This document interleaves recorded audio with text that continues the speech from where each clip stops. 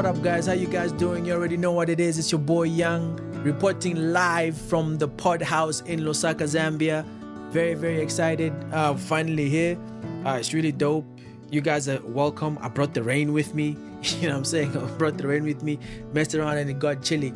I'm very excited because, like, you know what I mean, we get to shoot from the pod house in Lusaka, Zambia. So yeah, like, very excited about the people we're gonna have out here. We've actually had a few interviews run already, and I'm hoping it to be engaging enough for you guys to tap in as well. You already know what it is. Share, like, comment, and all of that good stuff.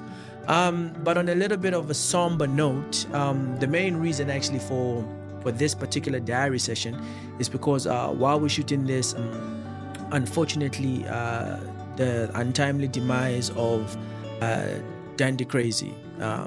So I will be referring to him a lot as King Dandy because, like, you know, that's the moniker that I'm most familiar with.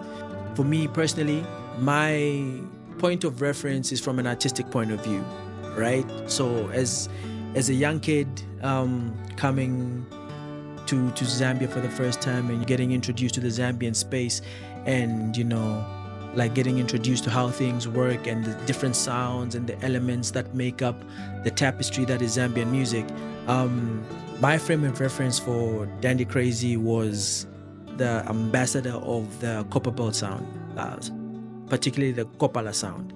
So for me, that's how I always saw him. He was the embodiment of what Kopala sound is supposed to be. I put the air quotes because I mean, everybody has like a different, you know, way of how they consume their music and how they relate to the content. For me, from an artistic point of view, when I think about King Dandy, I think about flamboyance, camouflage, chains, minks, chinchillas.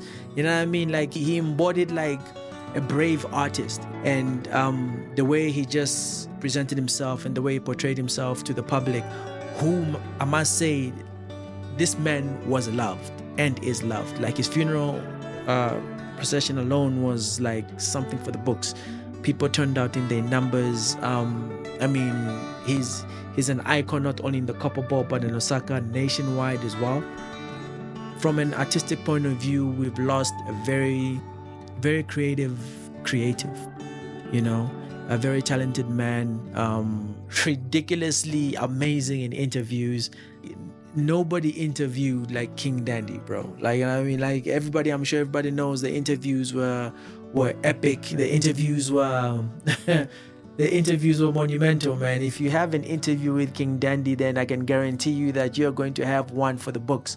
I remember, like, after he passed, most of the clips that people would share would just die laughing because he was epic in interviews.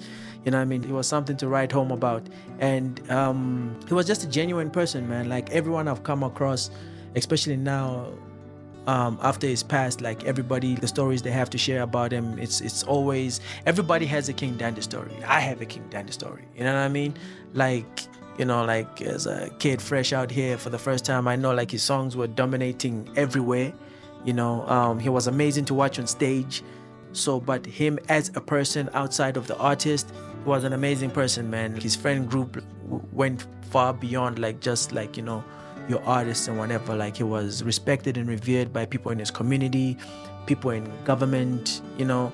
Like, it just goes to show you the type of person that he was while he was still here with us. We've lost an icon, man. We've lost an icon. And yeah, all I can say is, may his soul rest in peace. May he find eternal peace in his demise. And yeah, it's a somber moment, man. It's a somber moment. Personally, I just don't like the idea of people receiving their flowers after they're gone.